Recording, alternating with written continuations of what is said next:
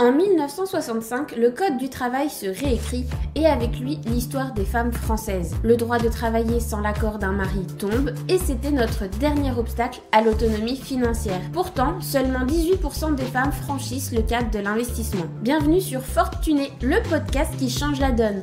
Je suis Marion, ton hôte pour ce podcast. J'ai fait mon premier investissement à l'âge de 23 ans et je ne compte pas m'arrêter là. Et toi, es-tu prête à rejoindre le mouvement ?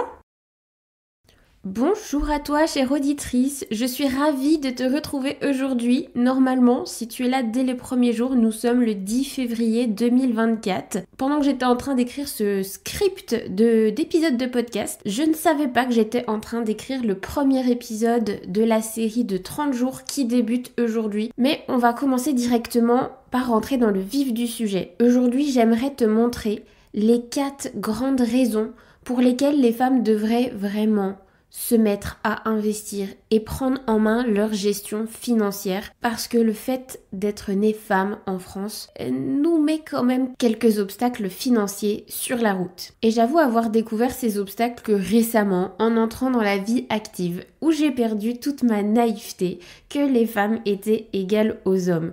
Puisque si tu es de ma génération, on ne nous a jamais appris qu'il y avait une différence entre les hommes et les femmes et on est bien d'accord, il n'y en a pas. En tout cas, il ne devrait pas y en avoir. Mais il n'y a pas si longtemps, il faut se rappeler que les générations juste avant nous n'ont pas connu ce pied d'égalité. Et même si aujourd'hui, chaque année, on progresse, chaque année, les femmes prennent du terrain, chaque année, l'égalité homme-femme se rapproche de l'équilibre, ça n'est toujours pas le cas. Et j'aimerais directement attirer ton attention sur le premier bémol que nous allons rencontrer en tant que femmes une fois arrivées dans la vie active. C'est parti!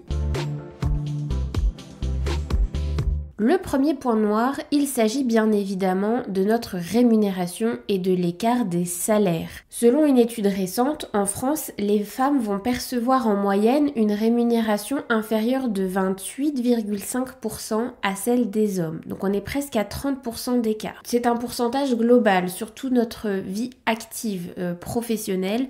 À la fin de notre vie active, de notre vie professionnelle, en moyenne, les femmes auront perçu 28,5% de moins de salaire que les hommes, ce qui représente une rémunération mensuelle brute inférieure de 267 €, soit de 7,8% de moins que les hommes. Chaque mois, typiquement, une femme qui occupe le même poste qu'un homme se verrait payer en moyenne 7,8% de moins que son homologue homme. J'aimerais quand même signaler l'amélioration de ce pourcentage, puisqu'il y a encore quelques années, c'était pas rare d'être payé, il n'y a pas de ça si longtemps, 10% de moins qu'un homme, donc il y a quand même une petite amélioration, mais surtout, étant vraiment plus jeune, moi j'avais en tête 20% d'écart avec un homme sur un revenu mensuel, donc c'était quand même énorme. Être descendu à 7,8%, et c'est encore une fois une moyenne, c'est déjà une belle avancée, mais par contre, elle n'est pas justifiée et je pense qu'on est sur la bonne voie pour peut-être un jour arriver à la totale égalité. Mais pour l'instant, il y a encore ce petit écart. Cet écart a un impact direct sur notre capacité à épargner et à investir, puisqu'avec 267 € en moyenne de moins qu'un homme chaque mois, on n'a pas la même vie financière. Si en plus de ça, vous avez des finances de couple séparées, quelque part, c'est pas très juste. Bon, attention, tout ça, ce sont des chiffres, des écarts de moyenne, ça mélange toutes les catégories socio-professionnelles, ça mélange toutes les femmes, tous les hommes. On est bien d'accord que nous n'avons pas tous choisi les mêmes voies professionnelles et c'est ok. Par contre, ça aura un impact sur les bémols 3 et 4 que nous verrons tout à l'heure dans cet épisode. Je voudrais attirer ton attention sur un second point, les interruptions de carrière, puisque ça va souvent toucher les femmes. Déjà, si on prend le sujet de la maternité, quand tu es enceinte, forcément, s'il y a quelqu'un qui doit s'arrêter, si tu es en congé pathologique forcé, si tu t'es mis en arrêt maladie, puis ensuite les congés postnataux qui sont plus longs pour les femmes que les hommes, puis ensuite s'il y a eu des problèmes de garde, tu vas peut-être devoir combler avec un congé parental. Alors certes, il est en train d'être manié, mais on s'entend peut-être en tout cas prolonger cet arrêt que tu n'avais pas financièrement prévu, car ce sont encore majoritairement les mamans qui prennent cet arrêt et peu pour les papas, même si c'est tout à fait permis et prévu pour. En tout cas, il est mal rémunéré et ça te fait une interruption de carrière pour laquelle tu ne cotises pas correctement pour ta retraite. Donc, ça va avoir un impact financier maintenant sur tes finances actuelles et en plus de ça, tu vas le payer double à la retraite. Mais ça, on le verra plus tard. On a aussi remarqué que quand un de nos proches avait besoin de soins, celles qui allaient réduire leur temps de travail, voire arrêter de travailler, en tout cas moduler ses heures de travail, c'était les femmes. Encore une fois, en majorité, nous sommes d'accord. Heureusement qu'il y a des hommes aussi. Mais bien évidemment, ça va encore plus affecter ta carrière. Donc pour peu que tu aies plusieurs enfants, que tu veuilles à un moment donné aider un de tes proches, toi tu vas le payer triple à la retraite parce que c'est encore des périodes qui n'auront pas permis de cotiser plus pour la retraite. Tu l'auras compris, la retraite, c'est le point numéro 3, le point noir numéro 3 que nous allons aborder aujourd'hui. Parce que tu es une femme avec le fonctionnement de la société actuelle. Tu as une pension d'en moyenne 40% inférieure à celle d'un homme. Parce que tu as dû t'arrêter plus qu'un homme, parce qu'on t'a moins bien payé qu'un homme. Techniquement, mathématiquement, c'est logique, mais en même temps, tous ces arrêts, tout ton dévouement finalement n'a pas été rémunéré ou en tout cas ne t'a pas permis de cotiser, on ne t'a pas remercié finalement pour ce dévouement et toi tu le payes cher en bout de ligne. Par exemple, en 2021, les femmes retraitées en France percevaient en moyenne 1178 € bruts par mois. On se parle bien de brut. Donc déjà, ça fait quand même pas gros. Quand on me dit que c'est la moyenne française, moi, ça me fait peur. Quand on regarde la moyenne des hommes, on est à 1951 € brut pour un homme. La différence est énorme. Ça change tout. Quelques centaines d'euros à cette période-là de la vie. C'est la période où on a le plus besoin de frais de santé, mais aussi comme la majorité n'ont plus de travail, il faut bien entre guillemets s'occuper. Normalement, tu as remboursé tes prêts, en tout cas je te le souhaite, puisqu'avec des montants de retraite pareils, ça va être compliqué de continuer à payer d'autres crédits. Mais si tu voulais venir en aide à tes enfants ou quoi, là ça va devenir effectivement compliqué. Ça souligne vraiment la nécessité que nous, en tant que femmes, on adopte des stratégies d'investissement qui soient plus agressives que celles des hommes pour compenser ces écarts, puisque c'est une réalité, ils existent, et c'est pas forcément à l'État ou à d'autres éléments externes de venir réduire ces écarts. Il est pas très compliqué d'investir et de s'y préparer. Et plus tu commences tôt, encore une fois, plus c'est facile. C'est d'ailleurs l'objectif de ce podcast, parce que sinon on pourrait arrêter ce podcast au premier épisode en vous disant « Bon les filles, c'est la merde, arrêtez-vous, de toute façon... » Tout le dévouement que vous allez mettre dans votre vie de femme, vous allez même pas le récupérer à la fin. Quittez la partie, ça sert à rien. Non, il y a des choses hyper simples à faire, mais s'il vous plaît, je ne sais pas quel âge tu as derrière tes écouteurs, dans ton casque. D'ailleurs, dis-le moi en commentaire, ça m'intéresse de savoir un peu qui vous êtes, quels sont vos profils, pour que je puisse adapter ces épisodes de podcast. Mais s'il te plaît, si tu es jeune, la retraite te paraît peut-être loin, t'es peut-être en train de te dire « Non mais moi je cherche déjà mon prochain taf ou mon premier job, je suis pas du tout en train de me dire quelle va être ma pension de retraite. » Je t'assure que si tu t'y colles maintenant, ça sera un non-sujet à vie, tu seras libéré, tu n'auras plus jamais à y penser. Je n'ai même pas 30 ans que je sais très bien que moi ma retraite elle est déjà préservée, elle est déjà bien calculée, tout est mis en place, ça tourne tout seul et quoi qu'il arrive je serai pas dans la merde. Et si jamais il y a des pensions qui tombent, si jamais je devais toucher une aide ou quoi que ce soit, ça serait du plus. Si moi, petite louloute comme les autres, j'ai réussi à le faire avant mes 30 ans, sans faire aucun compromis de vie à côté, tu peux le faire aussi. Et c'est vraiment ça que j'ai envie de te partager dans cet épisode. Mais bon, je digresse, on va passer au 4e point noir.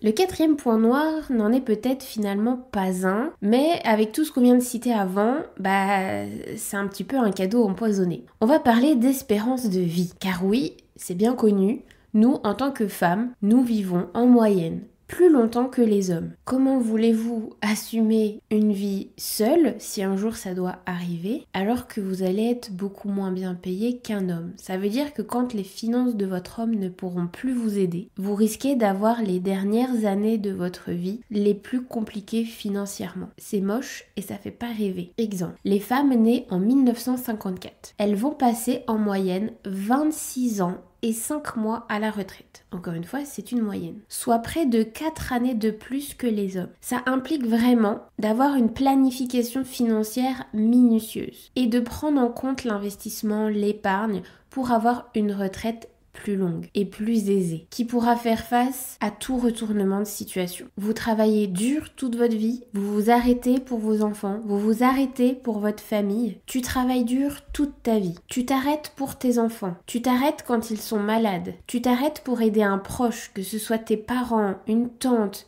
ou même un enfant qui aurait besoin de beaucoup de soins médicaux. Tu vas avoir les mêmes frais que ton conjoint ou ta conjointe, puisque si vous partagez les dépenses à deux, mais en bout de ligne, c'est toi qui as le plus de chances de rester en vie à la retraite le plus longtemps. Mais c'est toi qu'on aura le moins les moyens. Alors que toi, tu as fait énormément de sacrifices. Alors, on peut pas toujours appeler ça sacrifice. Le plus souvent, ça fait aussi plaisir. On le fait de bon cœur. Mais pourquoi à la fin, rien avoir en retour et se retrouver dans des situations parfois impossibles? Ça, c'est pas ok. J'aimerais que tu puisses avoir le luxe de t'arrêter autant que tu veux pour élever ton enfant si ça te fait plaisir. J'aimerais que tu puisses continuer à travailler si toi c'est ton délire. J'aimerais que tu puisses payer n'importe quels soins médicaux, aussi spécialisés soient-ils, dans n'importe quel pays si jamais tu devais en avoir besoin. Et j'aimerais que si, malheureusement, à la retraite, tu ne puisses plus partager quelques années avec ton ou ta partenaire de vie, tu ne te retrouves pas dans une situation financière compliquée. J'aimerais qu'une fois que tu arrives à la retraite, et même avant, si tu t'y es pris tôt, tu puisses avoir une vie financière aisée qui te permette de croquer la vie à pleines dents. Personnellement, c'est mon objectif de vie et j'y travaille dur. Sans faire de compromis sur ma vie actuelle, je la vis pleinement, mais en dormant sur mes deux oreilles pour mon futur. Bien évidemment, on ne sait pas ce qui va nous arriver dans la vie. Et je sais très bien qu'elle peut nous surprendre avec du positif comme du très négatif. Et que quand on y est bien préparé, ça nous aide d'avoir ce poids financier en moins sur les épaules. En tant que femmes françaises, nous avons donc des défis bien spécifiques à relever pour nos finances personnelles. Et l'investissement, l'épargne et différentes stratégies de planification financière sont de très bonnes solutions pour surmonter tous ces obstacles et finalement que ça devienne des tout petits points noirs qu'on ne voit même plus. Pour y arriver, c'est vrai, ça ne va pas tomber du ciel et tu ne peux pas tout deviner si on ne t'a jamais éduqué financièrement. C'est peut-être un sujet que tu découvres aujourd'hui avec ce podcast. Dans ce cas, j'espère que tu t'es bien abonné parce qu'il va être riche en conseils, en débats. J'espère également pouvoir te montrer des modèles de femmes pour te donner des idées, te montrer aussi qu'il n'y a pas qu'un seul chemin, qu'on peut tous faire des stratégies hyper différentes et c'est ça qui est génial dans le monde de l'investissement. Le but, c'est de trouver une approche d'investissement qui va être adaptée à tes propres objectifs. Je ne veux pas te voir faire comme ta voisine, ta mère, ta sœur, tes cousines ou ton mari. Je m'en fiche, je veux que tu trouves ta stratégie financière pour toi, pour tes objectifs et que tu ne regardes pas ce que font les autres. J'essaierai toujours d'être le plus neutre possible dans ce podcast et si à chaque fois je te donne aussi mon avis, ma vision des choses ou ce que moi je vais mettre en place, ça ne veut pas dire que c'est ce qui va être bon pour toi. Et d'ailleurs, pour t'aider à faire ça, je te l'avais dit si tu me suis sur les réseaux, Instagram et LinkedIn, que le 10 février, il y aurait une surprise. Et bien là voilà, je t'ai préparé un template sur Notion que tu connais peut-être. Sinon, je t'invite vraiment à regarder de quoi il s'agit, le télécharger et d'apprendre à l'utiliser. C'est une vraie pépite. C'est un peu le Excel de demain. Je pense qu'on ne pourra pas aller travailler sans savoir utiliser Notion, de la même façon que si aujourd'hui tu ne sais pas travailler sur Excel ou PowerPoint ou Word, c'est compliqué de se faire embaucher dans certains jobs. Et bah Notion c'est pareil, sauf qu'en fait ça regroupe tout en un, c'est génial. Donc moi je t'ai fait un template Notion. Sur ce template, je t'aide en 5 étapes. Je t'accompagne pour faire 1. Le point sur tes finances personnelles. 2. Tu as un quiz sur quel serait ton profil investisseuse en répondant à des petits questionnaires. En 3, je te demande d'écrire des objectifs financiers précis avec la méthode SMART. Tu en sauras plus dans le prochain podcast de demain par exemple. Ça pourrait d'ailleurs être une très bonne suite, donc je vais le coller demain. C'est une très bonne idée. Et ensuite, en étape 4 dans ce template, je vais te demander est-ce que les objectifs que tu viens de te fixer coïncide bien avec ton profil investisseuse? Est-ce que tu vois que ton profil va te permettre d'atteindre ces objectifs? Si oui, très bien. Si non, il va falloir faire la liste des choses que tu dois apprendre pour réussir à peut-être augmenter ton profil de risque ou à revoir tes objectifs bien évidemment. Et du coup, l'étape 5, l'étape finale, ça va être de faire la liste des catégories d'investissement qui te parlent le plus et qui selon le cheminement que tu viens de faire vont t'aider à atteindre tes objectifs financiers. Avec cette liste, je te laisserai patienter et voir un peu tous les posts sur les réseaux et les épisodes de podcast de Fortuné qui pourront t'aider. Puisque je vais essayer de parler de tout, mais je ne te demande pas d'investir dans tout. Ça, c'est le meilleur moyen de s'éparpiller. Donc, commence un petit pas par un petit pas. Tu en prends un. Tu prends la catégorie d'investissement qui te parle le plus. Tu apprends ce qu'il faut dessus. Tu passes à l'action.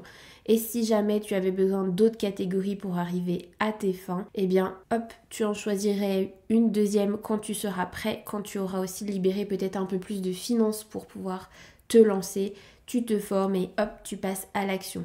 Et chaque petit pas sur le long terme t'auront fait gagner énormément d'argent. En tout cas, si ce template Notion t'intéresse, sache qu'il est bien évidemment gratuit et que tu peux le télécharger dans ton propre espace Notion dans le lien qui se trouve dans la description de cet épisode de podcast ou sur tous les réseaux sociaux Instagram et LinkedIn de Fortuné. J'espère que ce premier épisode aura posé des bases pour te montrer à quel point il est important en tant que femme de saisir l'opportunité qui nous est offerte d'investir et de bien réfléchir sa stratégie financière. Nous avons de la chance. Nous sommes en France, nous avons un système généreux, même s'il n'est pas parfait, il faut reconnaître qu'il est généreux. Et nous avons énormément de droits en tant que femmes, ce qui n'est pas le cas dans tous les pays du monde, je te le rappelle. Ici, en France, il n'est pas compliqué d'investir, de placer en épargne, d'avoir nos propres comptes et notre propre indépendance financière.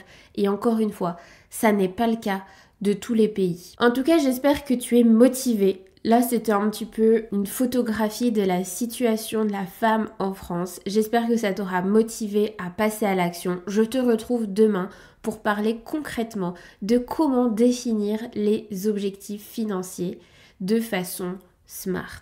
Et voilà, c'est tout pour aujourd'hui sur Fortuné. Un immense merci à toi, chère auditrice, qui est restée jusqu'à la fin de cet épisode. Ton soutien et ta présence sont le cœur battant de ce podcast. Si tu as aimé notre voyage d'aujourd'hui, prends un moment pour laisser un avis sur Apple Podcast ou Spotify. Tes étoiles et tes commentaires aident Fortuné à rayonner et à atteindre d'autres femmes incroyables, comme toi, désireuses d'embrasser leur indépendance financière. Et parce que ce podcast est le tien autant que le mien, je veux savoir quel sujet brûles-tu de découvrir dans un prochain épisode? Quelles sont les questions qui te tiennent éveillé la nuit? Partage tes idées et questions et ensemble construisons les prochaines étapes de notre aventure financière. Je te donne rendez-vous demain pour un prochain épisode. D'ici là, sois forte et tunée. Bye!